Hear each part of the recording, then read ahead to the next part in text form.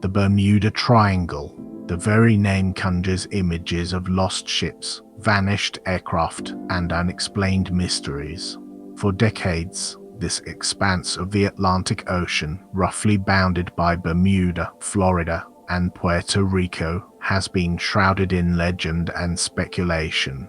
It is a place where compasses are said to spin erratically, where the sea can turn from calm to tumultuous in an instant, and where vessels and planes have disappeared without a trace, defying conventional explanation. This is the story of that legend. A story woven from eyewitness accounts, historical records, and the enduring human fascination with the unknown. A story that explores 10 of the most perplexing incidents associated with this enigmatic region, seeking to unravel the truth behind the myth of the Bermuda Triangle.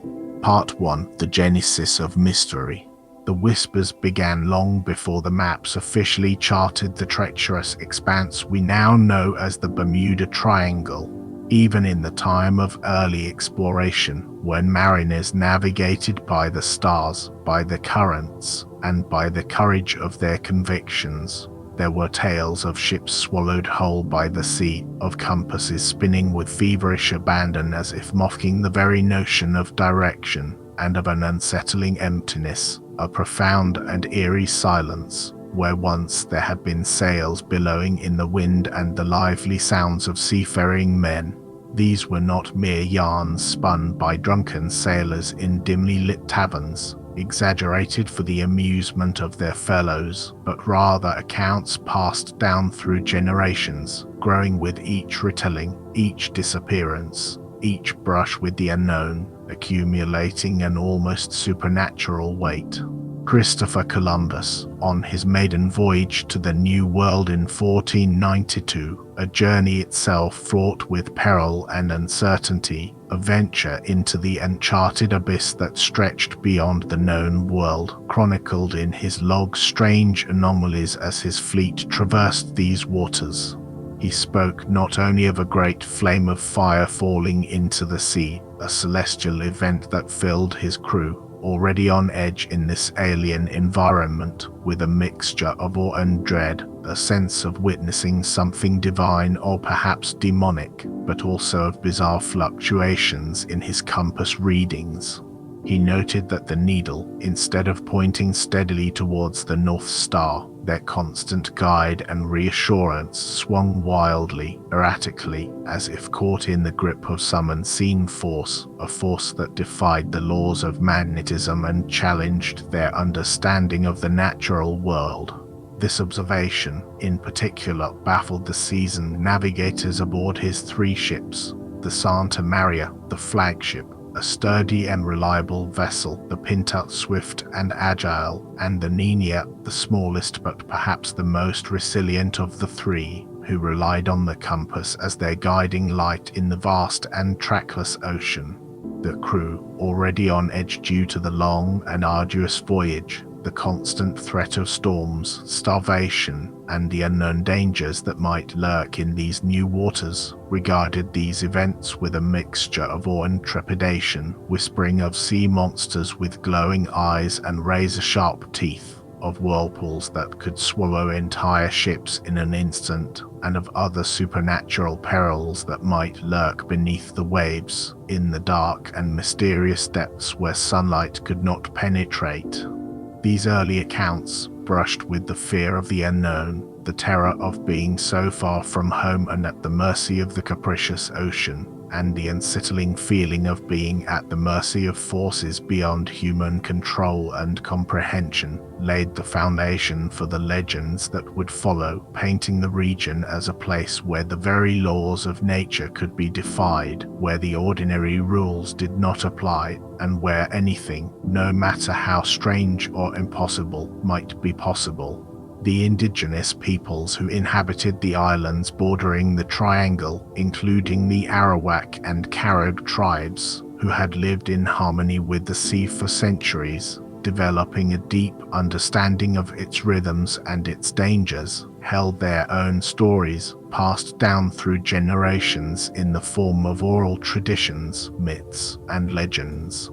These were tales not of scientific observations or navigational anomalies, but of spirits and sea monsters who claimed vessels and men without warning, dragging them down to watery graves in the depths of the ocean, to realms where the living could not follow. They spoke of powerful deities who controlled the winds and the currents, capricious gods who could unleash their fury in the form of hurricanes and typhoons, and of malevolent entities who dwelled in underwater caves, guarding ancient secrets and treasures, and jealously protecting their domain from intruders.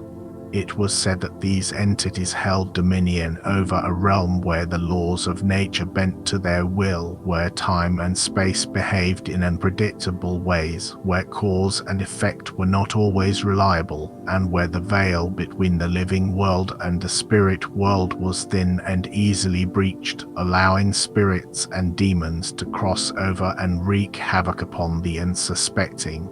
These stories, rooted in the beliefs and experiences of those who lived closest to the sea, who depended on it for their survival, and who understood its power and its mystery in a way that no European explorer ever could, added a mystical and spiritual dimension to the law of the Bermuda Triangle, transforming it into a place of both wonder and dread, a place where the natural and the supernatural intertwined, and where the line between reality and myth blurred. Part 2. The Lost Patrol of Flight 19. The incident that perhaps most profoundly etched the Bermuda Triangle into the world's consciousness, transforming it from a collection of strange tales and sailors' superstitions into a widely recognized enigma, a modern mystery that captured the imagination of the world, occurred on the 5th of December, 1945. 5 TBM Avenger torpedo bombers, a squadron designated Flight 19, embarked on a routine training mission from Naval Air Station Fort Lauderdale, Florida. The day began with clear skies, a brilliant and cloudless expanse of azure stretching from horizon to horizon, and calm winds whispering gently across the palm trees that lined the coast, promising ideal conditions for the exercise. The pilots were experienced aviators, seasoned veterans of wartime service, men who had faced the horrors of combat and navigated through flak-filled skies, familiar with the intricacies of their aircraft, powerful machines of war capable of both destruction and precision, and the challenges of naval aviation, the demanding art of flying from and landing on the heaving deck of an aircraft carrier. The mission was straightforward, a bombing run over the Hen and Chickens Shoals, a series of submerged reefs and small islands located a short distance from the air station, a place where generations of naval aviators had honed their skills. The flight plan called for a navigational exercise, a triangular route that would test their ability to fly accurately and maintain their bearings, followed by simulated bombing runs, and then a return to base before nightfall. Yet, hours into the flight, as the squadron approached the intended target area, the situation began to unravel with alarming speed, unraveling not with a sudden catastrophic event, but with a creeping sense of unease, a growing awareness that something was profoundly wrong. The squadron leader, Lieutenant Charles Taylor, a pilot with a distinguished record, a man known for his calm demeanor and his exceptional navigational skills, reported a baffling disorientation. "We can't be sure of any direction," he radioed to the control tower, his voice tight with a confusion that bordered on panic. "Everything is wrong. Strange, the ocean doesn't look as it should." These chilling words, captured in the static of the radio transmissions, preserved for posterity as a haunting testament to the enigma of the triangle, sent a shiver down the spines of the air traffic controllers back at the base. It was as if the very landscape had shifted, the familiar landmarks replaced by an alien and disorienting panorama, a seascape that defied logic and recognition. The ocean, normally a familiar expanse of blue, had taken on a strange and unsettling appearance, perhaps reflecting the turbulent emotions of the pilots themselves. The compasses of the planes spun erratically, their needles whirling in a frenzy, as if caught in a magnetic storm, rendering them useless for navigation. The pilots, trained to rely on these instruments, to trust their unwavering guidance, found themselves adrift in a sea of confusion, their sense of direction utterly lost, their confidence shaken. It was as if their instruments were possessed by an unseen force, a malevolent entity mocking their attempts to regain control and leading them further into the heart of the mystery. Communication deteriorated into fragmented cries for help, desperate pleas for guidance that were increasingly difficult to understand amidst the growing static and interference. The radio transmissions, once clear and concise, professional and efficient, became garbled and distorted, punctuated by long silences that spoke volumes of the mounting panic and desperation, the growing realization that they were lost and alone, with no hope of rescue. And then silence. The 5 aircraft, along with their 14 crewmen, vanished without a trace. They did not crash in a fiery explosion, leaving behind wreckage and debris to mark their final resting place. They simply disappeared, as if swallowed by the sea itself, leaving behind only unanswered questions and a growing sense of dread. A search and rescue mission was launched, involving a fleet of aircraft and vessels that scoured the area for any sign of the missing planes. Days turned into weeks, and still, no trace of the Avengers was found. One of the search planes, a PBM Mariner flying boat, a large and ungainly aircraft designed for long-range patrols, also disappeared, its 27 crew members joining the ranks of the vanished, adding another layer of tragedy and mystery to the unfolding drama. The loss of Flight 19, coupled with the disappearance of the rescue plane, ignited a firestorm of speculation and fear, transforming the Bermuda Triangle from a region of strange occurrences and maritime legends into a symbol of inexplicable and terrifying mystery, a place where the ordinary rules did not apply, and where the forces of nature, or something else entirely, held sway.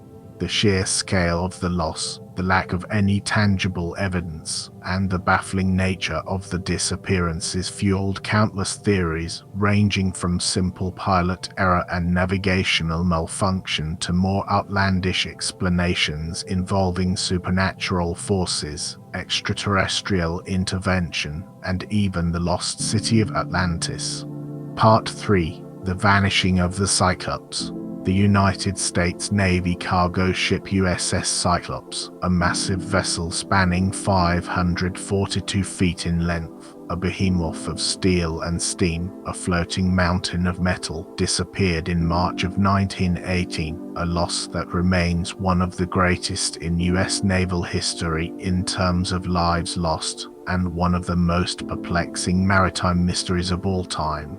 The Cyclops was en route from Brazil to Baltimore, carrying over 10,000 tons of manganese ore, a vital component in the production of steel, essential for the war effort, and a crew of 309 men, a small city of sailors and officers, engineers and cooks, all going about their daily routines, unaware of the fate that awaited them. The ship was well equipped for the voyage, seaworthy and sturdy, and under the command of an experienced captain, a veteran of many voyages across the Atlantic. The voyage had been uneventful, the seas calm and tranquil, stretching out like a vast blue carpet, and the weather fair, with clear skies and gentle breezes. The Cyclops was making good time, its powerful engines churning through the water, pushing it steadily towards its destination. The Cyclops sent no distress signal, no indication of any trouble, no hint of the impending disaster that would befall her. There was no sudden storm, no mechanical failure, no collision with another vessel. It simply ceased to exist, swallowed by the ocean without a whisper, leaving behind no trace of its passage, as if it had been plucked from the surface of the earth and transported to another dimension. No wreckage, no debris, no bodies, nothing to indicate what had become of the ship and its crew. An extensive search was launched, involving numerous vessels and aircraft that combed the area for weeks, but it was as if the Cyclops had vanished into thin air, leaving behind only unanswered questions and a profound sense of loss. President Woodrow Wilson himself is said to have remarked, in a statement that reflected the nation's shock and bewilderment, "Only God and the sea know what happened to the great ship." The sheer scale of the Cyclops' disappearance, the immense number of lives lost, and the complete absence of any explanation fueled the growing legend of the Bermuda Triangle. How could such a colossal vessel, equipped with the technology of the time, including wireless communication, which was still a relatively new and somewhat unreliable technology, vanish so utterly, so completely, without leaving behind even the smallest clue, not even a single piece of floating debris? The mystery deepened when two of the Cyclops' sister ships, the Proteus and the Nereus, later disappeared along similar routes, under similar circumstances, carrying the same cargo of manganese ore, hinting at a malevolent force at play, a pattern of disappearances that defied logic and reason, and suggested that something more than mere coincidence was at work. Part 4. The Ghost Ship Mary Celeste. While not strictly within the boundaries of the Bermuda Triangle, the tale of the Mary Celeste is often invoked in discussions of unexplained maritime mysteries, and its eerie nature resonates with the legends of the Triangle, sharing the same elements of mystery, abandonment, and the unsettling absence of a crew.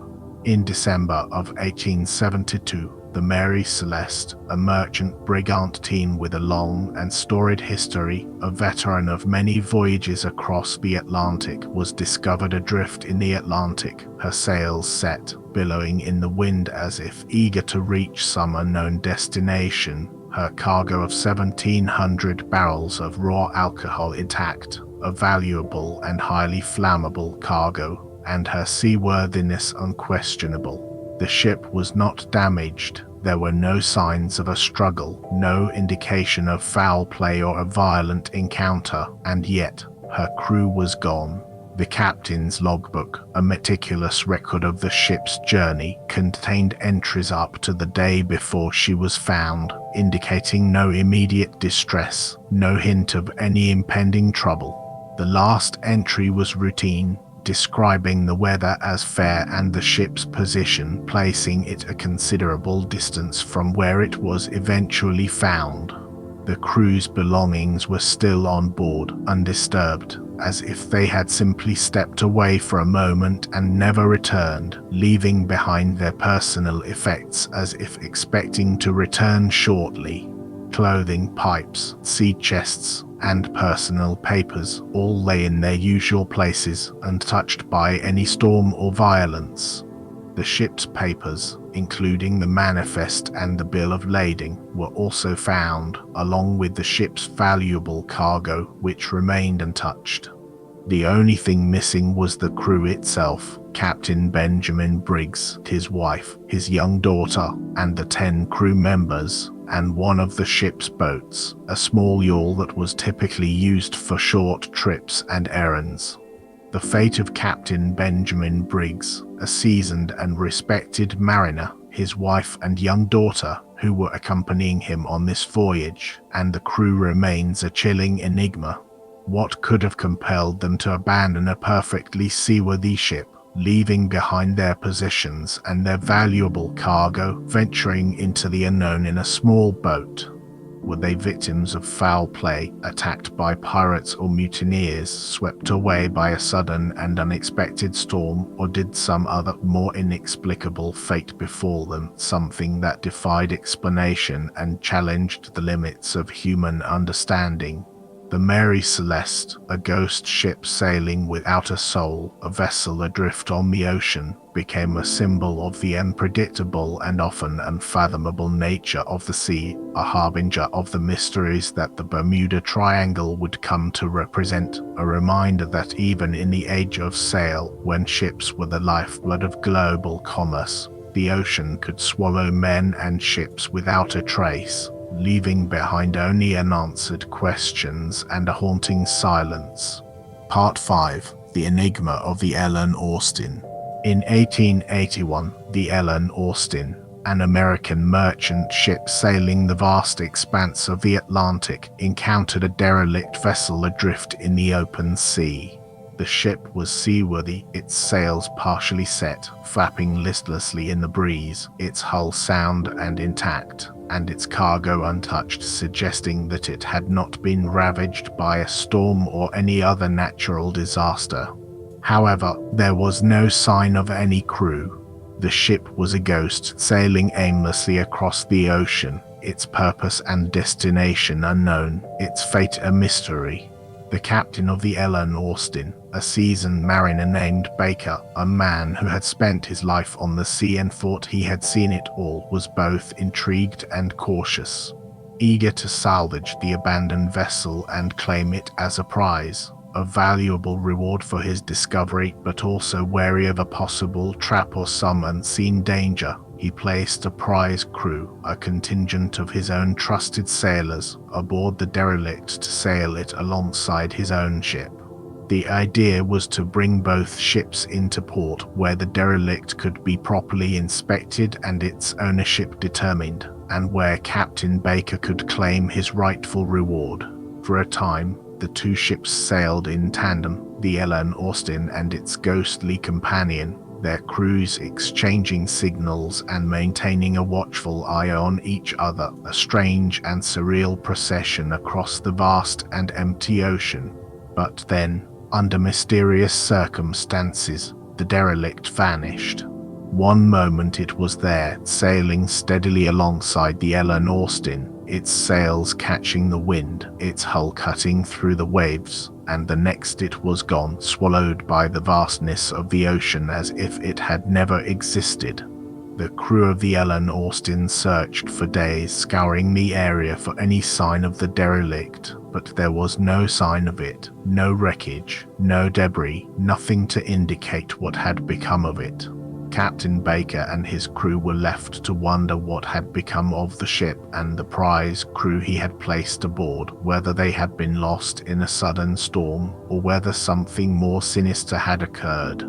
The Ellen Austin later encountered the derelict again, drifting once more in the lonely expanse of the Atlantic, as if drawn back to the same spot by some unseen force. To the astonishment and growing unease of Captain Baker and his crew, the ship was again devoid of any crew. The prize crew, like the original crew before them, had vanished as mysteriously as the ship itself.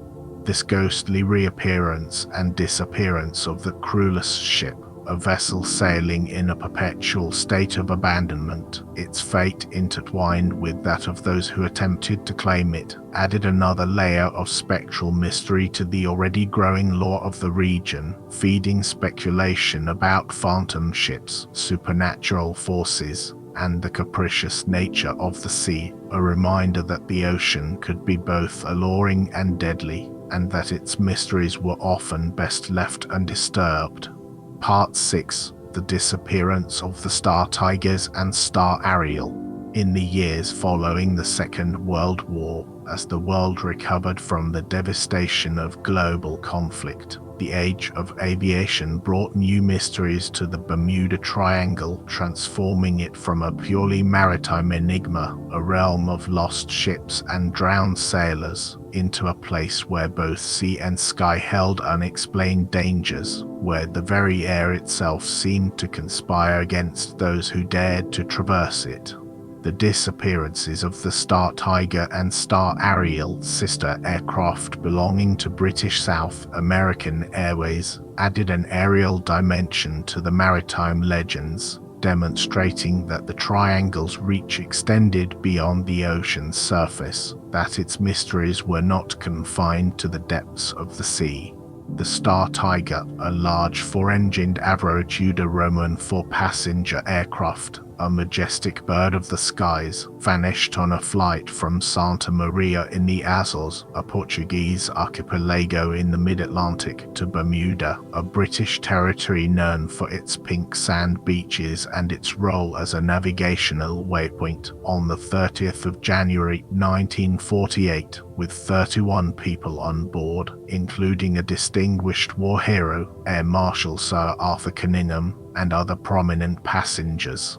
The flight had been routine. The weather conditions were reported as excellent, with clear skies and calm winds, and the aircraft was in perfect working order, having undergone a thorough pre-flight inspection.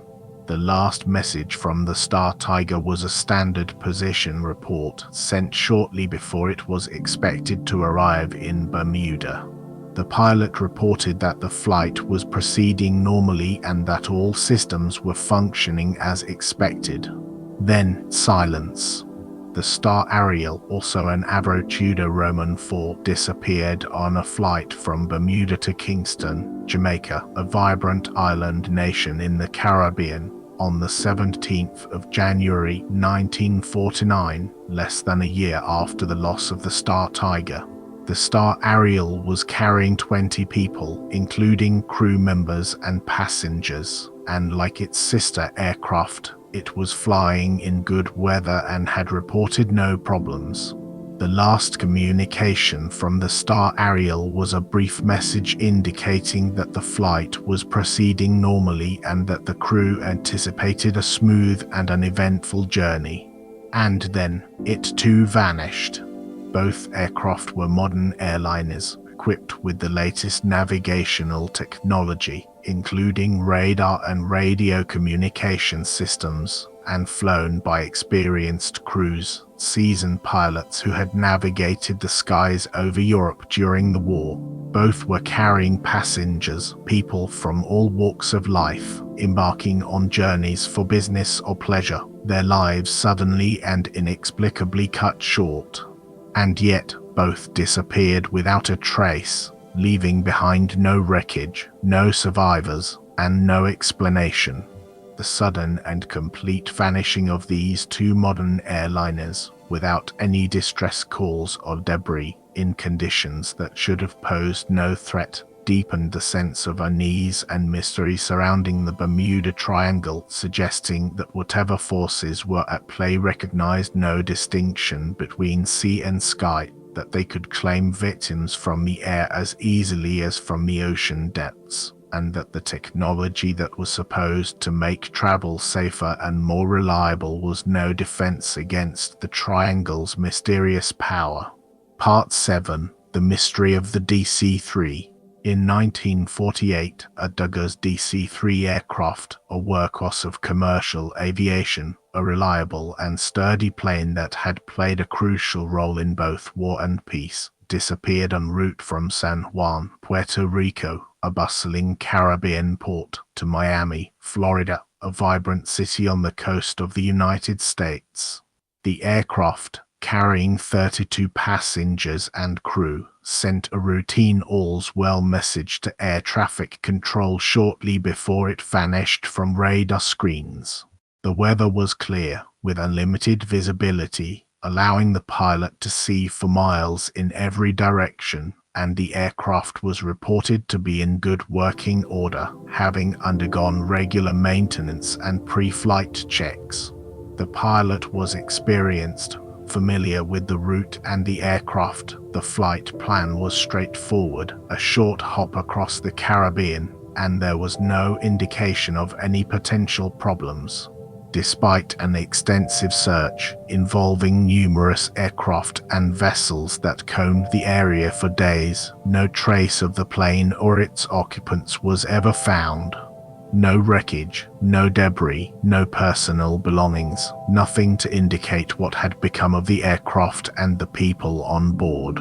It was as if the DC-3 had simply ceased to exist, disappearing from the sky as completely as a ship might disappear from the ocean's surface, leaving behind only a void in the air and a lingering sense of disbelief.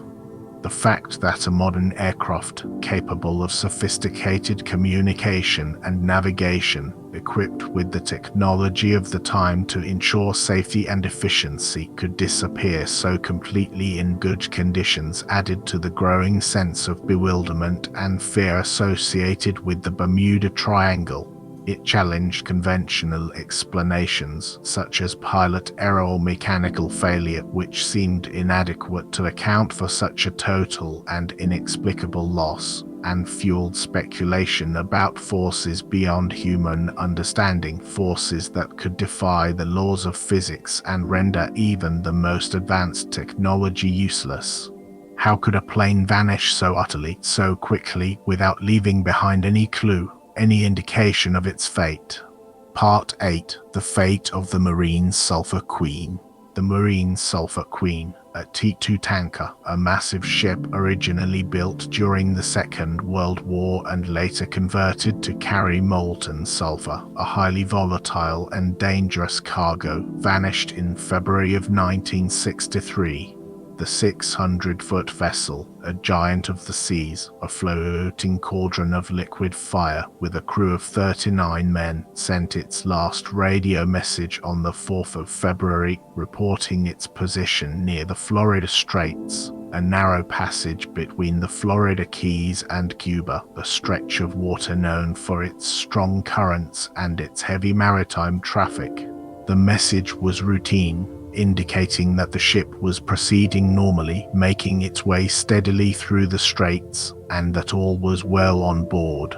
The crew was going about its duties, the engineers monitoring the engines, the deckhands maintaining the ship, and the officers navigating its course. 2 days later, the Marine Sulphur Queen was due in Norfolk, Virginia, its final destination, a bustling port on the eastern coast of the United States, but it never arrived.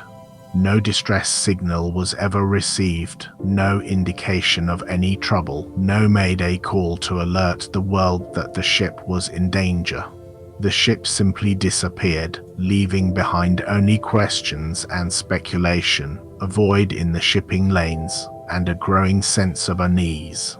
Despite a thorough search, involving the Coast Guard and other vessels that scoured the area for weeks, only a few pieces of wreckage were ever found, offering no conclusive explanation for the ship's disappearance. These fragments, scattered across a wide expanse of ocean, provided little insight into what had caused the ship to vanish so completely. Were they the remnants of an explosion caused by the volatile cargo? Or were they merely debris from some other vessel unrelated to the Marine Sulphur Queen? The volatile cargo of molten sulphur added another layer of intrigue to the disaster, prompting speculation about possible explosions, fires, or other catastrophic events that might have destroyed the ship and left little behind. But the lack of any concrete evidence, any survivors, or any significant wreckage left the ultimate cause of the ship's disappearance shrouded in mystery, a mystery that only deepened the legend of the Bermuda Triangle. The loss of the Marine Sulphur Queen, a large and relatively modern vessel equipped with the technology of the time, highlighted the vulnerability of even the most advanced ships to the mysteries of the Bermuda Triangle. It served as a stark reminder that even with the advancements of modern technology, the sea could still claim its victims without warning, leaving behind only unanswered questions and a sense of profound loss, a reminder that the ocean's power remained untamed and unpredictable. Part 9. The Disappearance of Private Yacht Rivonok. The disappearance of the private yacht Rivonok in 1958 added another layer of mystery to the Bermuda Triangle, demonstrating that the strange events in this region were not limited to large ships and commercial aircraft, but could affect even small, private vessels, pleasure craft making short and routine voyages. The yacht, owned by wealthy yachtsman Harvey Canova, his wife, and their crew, set sail from Key West, Florida, a vibrant and colorful town at the southernmost tip of the United States, to Fort Lauderdale, a city known for its beaches and its boating culture, a relatively short and well-traveled journey along the Florida coast. The weather was calm, the skies were clear, and the seas were smooth, promising a pleasant and uneventful trip. The Rivonok was a well-maintained and well-equipped yacht, and it was manned by an experienced crew familiar with the waters and the route. However, the Rivonok never arrived at its destination, and all communication with the vessel was lost. No distress calls were heard, no signals were received, and the yacht simply vanished, leaving behind no trace of its passage. A search was launched, involving both air and sea units that combed the area for days, but no wreckage or survivors were ever found. The disappearance of a private yacht under ideal conditions underscored the unpredictable nature of the Bermuda Triangle, where even small vessels, making routine voyages, seemed vulnerable to the same mysterious forces that had claimed larger ships and aircraft. It added to the growing sense of unease and speculation, suggesting that the Triangle's power was indiscriminate and all-encompassing, that it could reach out and claim any vessel, regardless of its size or its purpose. Part 10. A Legacy of Unanswered Questions. The incidents described above, along with many others, have woven a tapestry of mystery around the Bermuda Triangle, transforming it into a place of legend and fear, a realm of unexplained disappearances and baffling anomalies.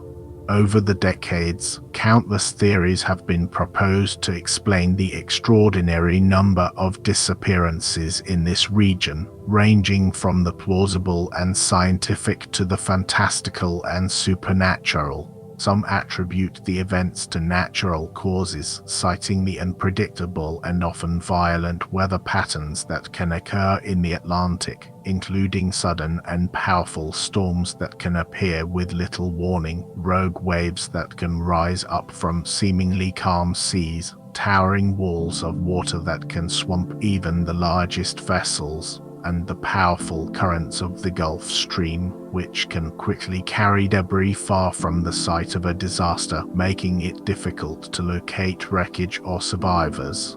Others point to geological factors, such as the release of methane gas from undersea deposits, which could theoretically reduce the buoyancy of the water, causing ships to sink rapidly and without warning, or the presence of magnetic anomalies that could interfere with compass readings and navigational equipment, leading to disorientation and navigational errors. S of seafaring and aviation are also frequently cited as contributing factors. The Bermuda Triangle is a heavily trafficked area, with a high volume of both maritime and air traffic, increasing the statistical probability of accidents. Pilot error, mechanical failure, and simple miscalculations could account for some of the disappearances.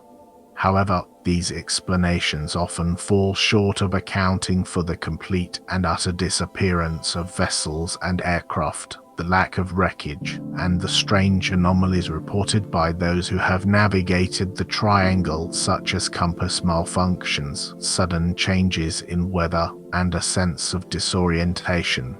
They struggle to explain why so many disappearances in this region remain entirely unexplained, defying conventional analysis. The Bermuda Triangle remains a place where the known laws of nature seem, at times, to be suspended, a realm of unanswered questions and enduring mystery. It is a place where the sea and the sky can turn treacherous without warning, where compasses spin and instruments fail, and where vessels and aircraft can vanish without a trace. Its legacy continues to fascinate and confound, a testament to the power of the sea, the limitations of human understanding, and the enduring human quest to unravel the secrets of the unknown.